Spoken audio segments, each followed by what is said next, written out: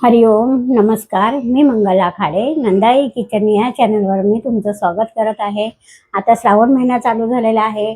तर श्रावण महिन्यात उपवास असतात. उपवासाचा सीझन आहे. तर उपवासात लागणारे काय काय पदार्थ आपण खाऊ शकतो ह्याची मी एक सिरीज बनवणार आहे. तर माझ्या सिरीजचा पहिला पदार्थ आहे साबुदाण्याची खिचडी.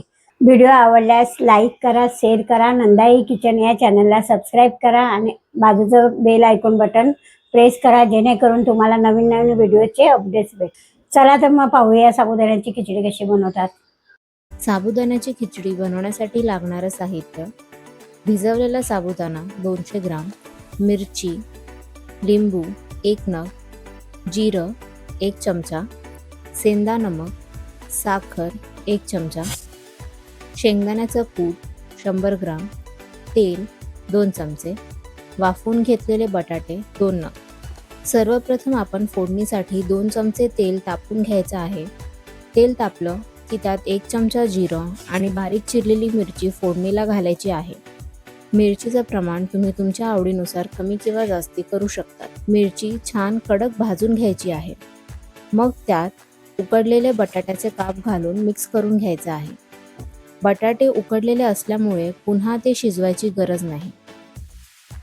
लगेचच आपण भिजवलेला साबुदाणा आणि शेंगदाण्याचा कूट घालून सगळं छान मिक्स करून घ्यायचं आहे.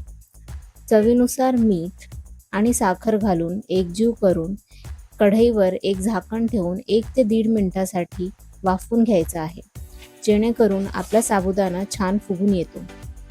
शेवटी अर्ध्या लिंबाचा रस घालून एकजीव करून घ्यायचा आहे. ही झाली आपली साबुदाणा खिचडी तयार.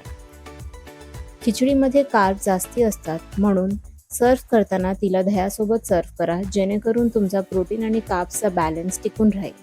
तर कशी वाटली तुम्हाला आजची आमची साबुदाणा खिचडीची रेसिपी ते कमेंट करून नक्कीच सांगा. व्हिडिओ आवडला तर लाईक आणि शेअर करा. नंदाई किचन या चॅनलला सबस्क्राईब करायला विसरू नका. धन्यवाद.